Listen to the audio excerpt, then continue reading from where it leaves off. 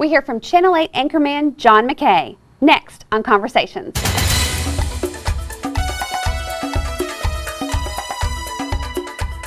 Hello and welcome to another edition of Conversations. I'm your host, Jeannie Curtis. On today's show, we visit with WFAA-TV anchor John McCaa. He visited with the Barnett Junior High's Virtuous Ladies and Men of Honor mentoring groups as part of the kickoff to a New You campaign. Mr. McCaa talked to the students about determination, character, and hard work.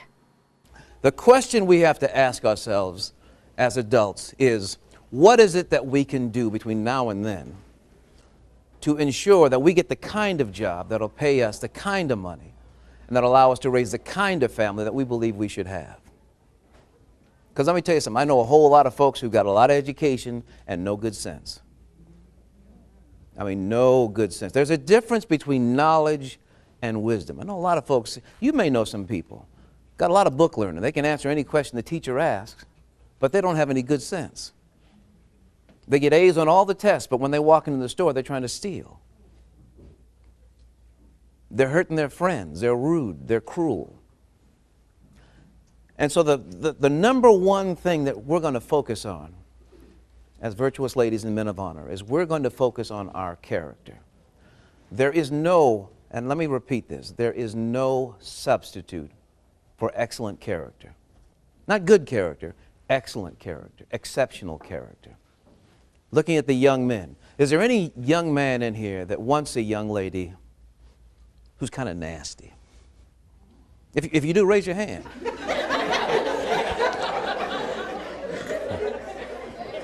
And I mean, by nasty, I mean just filthy, never clean. If you want that young lady, stand up.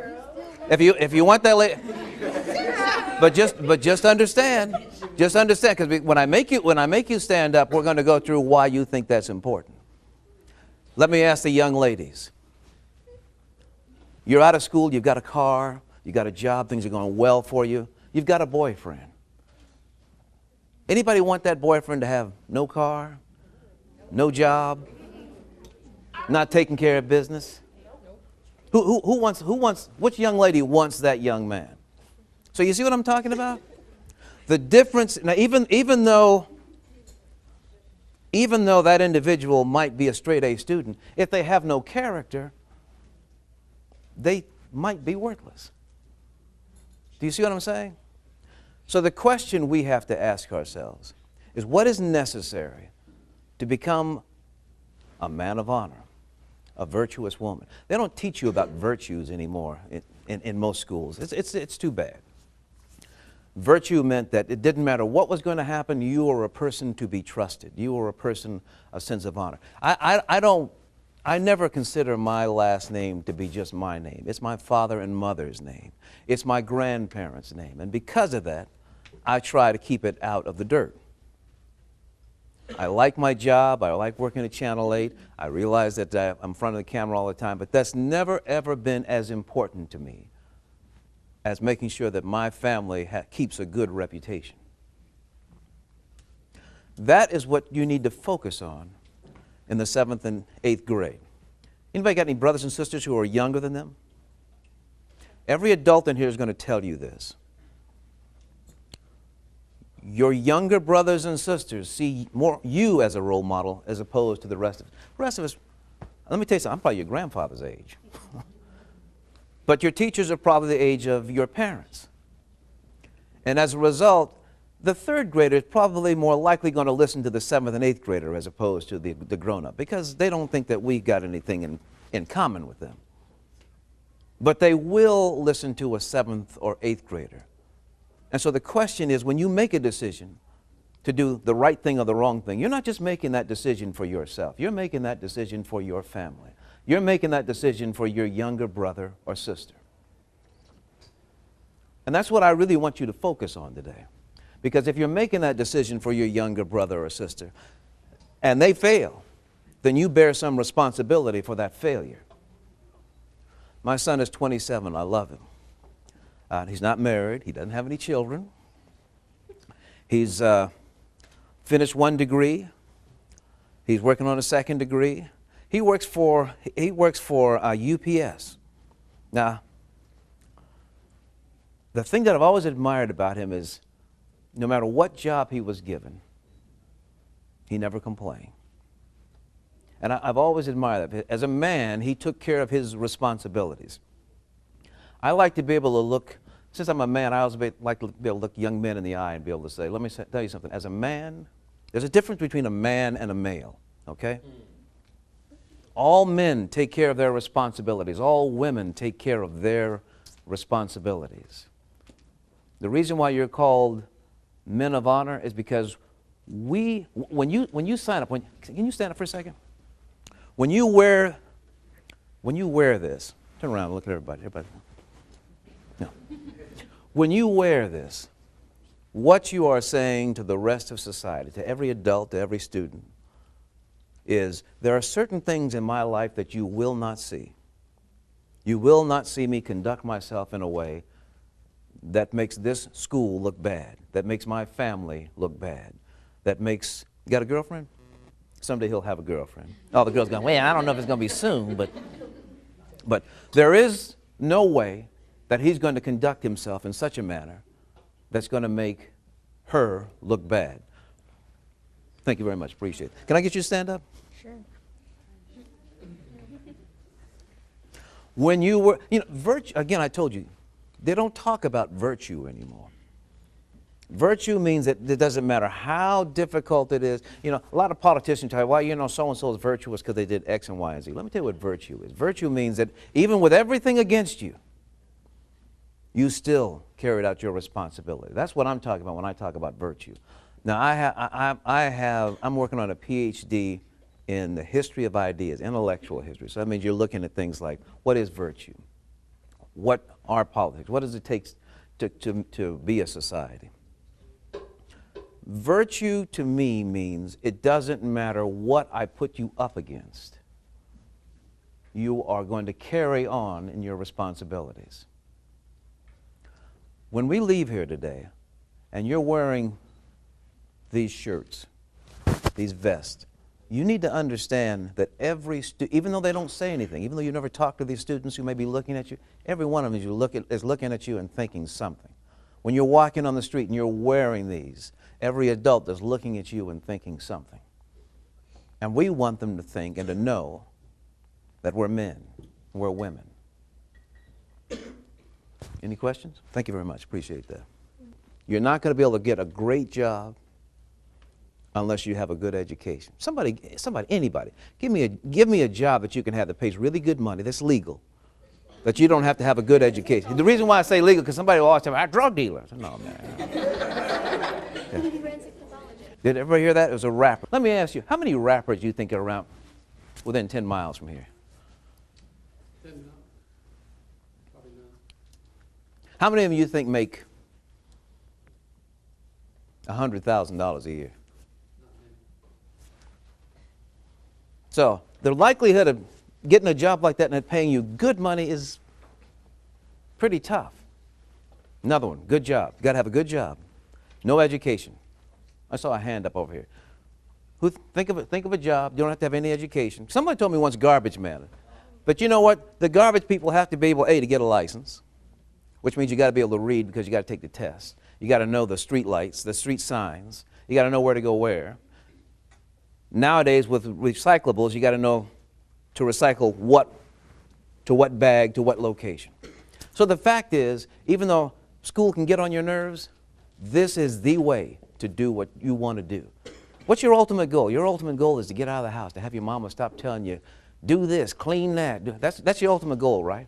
So no matter what the teacher's going to put in front of you, we're not going to let that get us out of our way. We're going to focus on our ultimate goal. Is there any adult in here who having made, who never had to face one obstacle in reaching their goal? Raise your hand if you never had to face one obstacle. Fact of the matter is, see, a lot of folks think it's easy. They say, well, you know, so-and-so made it, so it must be pretty. The way you do it is you have to keep your eye on the goal. Because let me tell you, more often than not, you're going to run into two kinds of people as an adult. People are going to help you to get to your goal, and people are going to be obstacles. And what most people do is they allow the obstacles to keep them from reaching their goal. So what we have to do when somebody gets in our way is we can't hit them because we're men of honor and virtuous ladies. We can't hit them. We just look at them and smile and say, well, you know what, you're just not part of the program. So I have no difficulty walking around you. And because, trust me, the people who are in your way, when you reach your goal, they will swear up and down, I was for you all along. So that is what, you simply cannot let anybody, you have to pick the goal, number one. Number two, you have to decide, nobody's going to keep me from my goal. And folks are going to make you mad. Folks, even within your own family sometimes, they're going to upset you. They're going to make you unhappy. You cannot accept that as an answer, as a decision. Other question. The hardest part about my job is what we call breaking news, although nowadays everything seems to be breaking news. Here's what happens with breaking news. My briefcase is in my car. I walk in, this happens once every other week. I walk in the office, I have my briefcase. I put my briefcase on my desk. Somebody's at the door and they say, we have a fire in a house. There are people trapped inside the house. We're going to be on the air in 2 minutes. You stand in front of the camera, you put something in your ear, you plug it into your ear so they can talk to you while you're on the air. And you're looking at the camera. Besides the camera, there's usually, we call them monitors. What they really are TV. They're TVs that don't make sound. One of them shows you where the helicopter is. The other one shows you what's actually on the air for people at home that time. And then they count down in your ear. Okay, we're going to be on in 30 seconds. And you ask them, well, what's going on? And let's say it's around here. They say we got a fire in Arlington. It's a house fire. The fire department's been there. There are 3 people trapped inside. That's all we know. Well, you might have to talk for 10, 15 minutes. And so you have to ask yourself, what are the things that I can use? Well, because I used to live in Arlington, I can tell people, okay, this is the southeast part of Arlington. So those of you who aren't familiar with the area, I'm talking 360 and 20, a little south of there. So you use those bits of information. So that's probably for me the toughest thing, is to be able to assemble in your mind, without a script, a narrative, an idea, a storyline so that people understand what's going on, and to make it so that people learn more information. Sometimes you have to repeat the same information. And if it's live news, it changes. The attack that happened in Algeria, first we thought it was 10 people who were hurt. Then it was 30. Then all of a sudden it was 654, I think it was. So it changes all the time. Other questions? Yes, ma'am. When you first started this job, were you like scared to be on TV? When I first started the job, was I scared to be on TV? I'm still scared to be on TV. But you want to be a little, you want to be scared to the point that it makes you pay attention. When you have to stand in front of people, every one of you, when you have to stand in front of people and make a speech, feel something kind of funny in here? Nervousness in here? That nervousness almost always goes away after 2 minutes. So if you prepare the first 2 minutes, the rest you just coast through. You see what I'm saying? So here's what you do. You got a 10-minute speech. You really work, you do the whole, you prepare for the whole 10 minutes, but you really concentrate on the first 2. Because here's what happens. You sit here, you stand up here, principal introduces you, you come up here. As soon as you turn around and look at everybody, you're like, oh man, look at all these folks. But if you got the first 2 minutes ready, you're good. And by then you've kind of relaxed. You can get the feel. You're looking at folks. You know, some people have this thing where they like to look at the audience and think that the audience has no clothes on. And that makes them feel better when they do. I've never done. I try to talk to one person. That makes it a lot easier for me. Other questions? Yes, sir.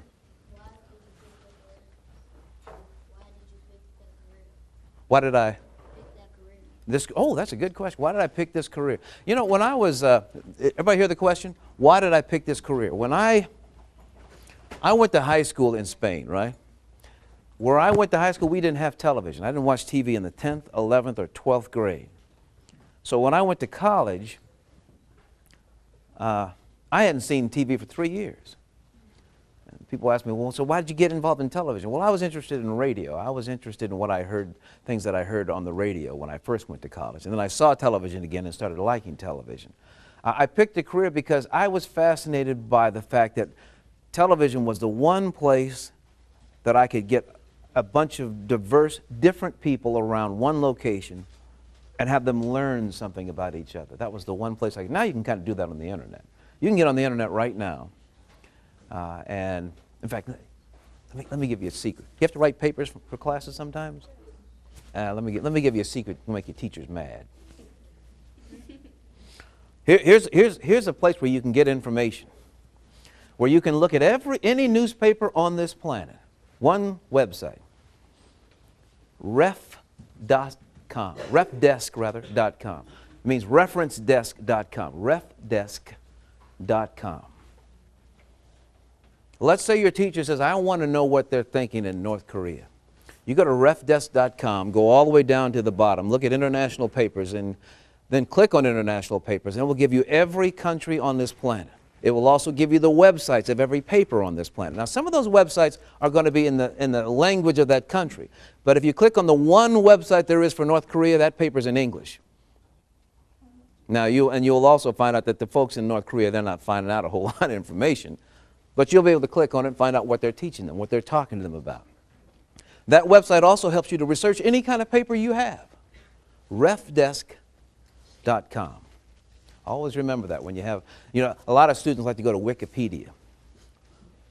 Let me tell you why I don't like Wikipedia. Because sometimes the information in Wikipedia is simply not correct. It's just not accurate. It's not the right information. And sometimes the people who put the information on Wikipedia are people that do it on purpose. They make it wrong on purpose, so you have to be careful. Refdesk.com. Refdesk. Other questions?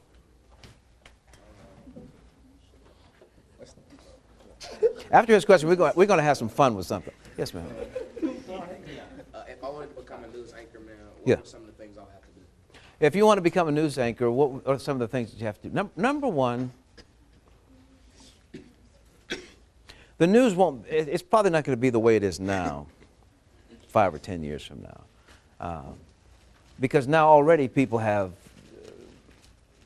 DVRs, so they don't wait till 10 o'clock to see the news. They can click on a button on the internet and they can watch the news then. So I would say that you really have to learn and love to read. And I mean read everything. That's number one. Number two, I think you have to be fascinated with people. Whether you go into any kind of any media, radio, television, internet, newspapers, magazine, anything, everything is about people. The stories that fascinate people are stories about people. They're not about governments, they're about people. So you have to be curious. That's the number one thing. You have to be curious. Number two, you have to really want to communicate. I spoke to students at a couple of universities recently, and I told them, look, there are two people that want to be in television. People who just want to be on TV, and people who want to be journalists. Now, most of them, unfortunately, and a lot of them, I shouldn't say most, but a lot of them just want to be on TV. They don't care what they're saying just as long as you put them on television. And you can kind of tell who those people are.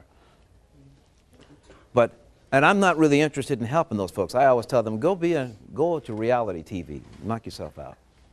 But if you want to be a journalist, you have to be curious. And even though I'm talking television, you have to like to write. There's nothing I like more than we've just shot a story. I've got all the video in my computer. I've looked at all the videos I have. We call it log. I've written down what every interview says. I've got every piece of sound in there. In other words, if we're doing a story I was at a farm this morning. We were following a farmer. And so I've got all the sound in there, such as the tractor and that sort of thing. And I'm starting to write that story, put the sound and what I want to say and the narration, all that together. That to me is the best. So you have to really want to write. Those are the key things. You had one question. Let's take a final question. What were the obstacles that you had to overcome? What were the obstacles that I had to overcome? I got into television in 1976. In those days, most television stations, most TV stations, if they hired someone who's a minority, it may just be one. And so it was very difficult to find jobs. They hired very few women, women of any color. The TV station where I worked, in the newsroom, there was one woman. There were two, the news director's secretary and one reporter. And the reporter, I remember, I like to cook. And she hated to cook. But they made her do the shopping report every week because she was a woman. So these are the kinds of obstacles that people had to deal with. So first it was to get hired. Number two, the obstacle was to get to school, because school was, I'm not going to tell you it's easy. College is not easy. School was tough. The other obstacles I had were learning how to sit in front of the camera and be comfortable. You know, because I was one of those people, when I first started anchoring the news, I'd sit in front of the camera, and I'm not kidding, you could see the sweat come out. I mean, because you get nervous. I mean, you really get nervous. And then when you get some confidence and you start to do it and you look at your mistakes. You know, it's like, let's say this is a block of marble, okay? Say we're Michelangelo, this is a block of marble. This is the way all of your lives are going to go. Somewhere in here is perfection. And our job is to chop away everything but the perfection in this block of marble. How do we do that? We do that by making mistakes, by practicing. Okay? There's no shame in making a mistake. There's no shame in trying something and it doesn't work. That's okay. That's all right. We do it all. If an adult tells you they never made a mistake, even though I was not supposed to use the word when I was a kid, they're a liar. Everybody has made mistakes. We learn from our mistakes. If this is a block of marble and I chip the wrong way and I knock this off, well, then I no longer have perfection. I got to get a new block of marble. But that's the way we start out life as adults. We got a block of marble. No matter what we're going to do, if we're going to be a doctor, we chip away until we're a perfect doctor. If we're going to be a journalist, we chip away until we're a perfect journalist. If you're going to be a principal, we chip away until we're perfect at it. I'm going to say this one other thing that I probably should have said earlier. No matter what job you're going to do, there's a uniform. Okay? Not just police officers, not just firefighters. Everybody has to wear something that makes them look like the job. If your principal came in here and he had on shorts and no socks and his legs were ashy, but no, think about that. I want you to think about this for a minute. He wouldn't look like a principal. You see what I'm saying? If your teacher came in and had all kinds of holes in their clothes, they wouldn't look like a teacher. If the President of the United States walked in here right now and wasn't dressed like you think a president would, they wouldn't look like a president. So no matter what you do, there is some kind of uniform that goes with whatever it is that you want to do. This is why, now I used to have, I should have brought a picture. I used to have a big fro. I mean a big fro. It used to take me, I used to pick it out every morning. It would take me, I would wash it, and then use a hot comb to blow it out, and then spray the daylights out of it, because if you didn't spray it, then the wind would part it. And the only reason I cut it off is because it's just too much work. But even though I did that, the fact of the matter is, it's part of it's part of a uniform. At that time, it was part of the uniform. So when you first get the job, you got to do something that looks like the job. Now, once you do the job and you do it exceptionally well, then we can bring a little of you into it. Okay? So I'm not telling any man in here, do not have a ring in your ear. I'm not telling. What I am saying to you is that when you're going looking for that job at first, look who's across from you. Who's the person sitting across from you? What do they look like? Do they have a ring in their ear? Probably not. So what do you want to do? You want to get the job. You want to show that you're exceptional at the job, that they have to have you. Then you can put the ring in your ear and they go, man, you know what, he got the ring on his ear, but that boy knows how to do his job. You see what I'm saying? Does everybody understand? I want to make sure that we're clear with what I'm saying. Because I have a lot of students that say, how come I can't wear the saggy pants? Well, you can if you want to just ride the bus all day. But if you want to work in a work environment, I'll give you that. My son used to tell me, I don't understand why I have to learn proper English. And so what I did was I brought him 15 different contracts. I said, I want you to name me one of these contracts that's not in proper English.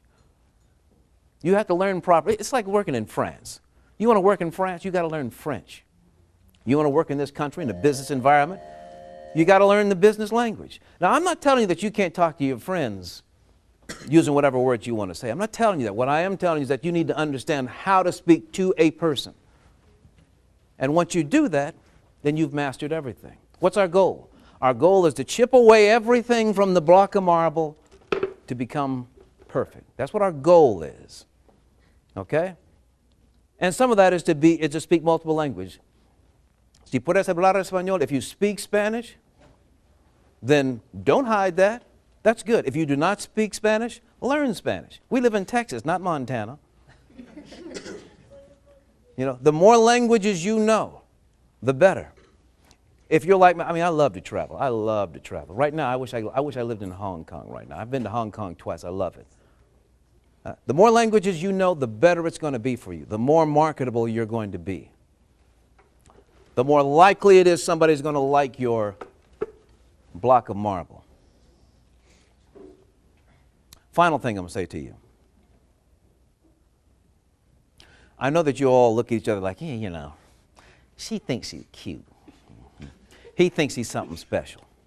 Well, I want you to look around the room right now, because I know that you're at that unusual age, but these are the special folk in your school. These are the folks who've decided that they've got something together. And you need to support each other in all that you do. So if you have your male friends saying something bad about one of the females, and you need to check them. Say, man, you know, why you got to go there? I mean, you know, show her some respect. If you're a female and, you know, he comes in and he's done this and that, you need to check her. What does it matter? Just leave him alone. When we show each other respect, you know, as much as I dislike gangs, the one thing the gangs have right is respect is an important thing. It is an important thing. If you show each other respect, everybody else is going to respect you. If one of you walks in here with the black vest and one of you is acting crazy, trust me, it's going to reflect on the rest of you. One of you young ladies, if you're wearing your virtuous lady's shirt and you're not acting in a proper manner, it's going to reflect on the rest of you. So mutual respect, mutual check. I appreciate all you've done. Again, you know my email address. I answer students' emails all the time. I know that it's not I know it's harder for you to be a junior high school student than it was for me going to Mission Junior High School. I know that. I know that's not even close. I know that you're dealing with stuff that I never even thought about dealing with. But I also do know that there is a way to overcome any single obstacle that somebody's going to put in front of you. I know that. Thank you very much.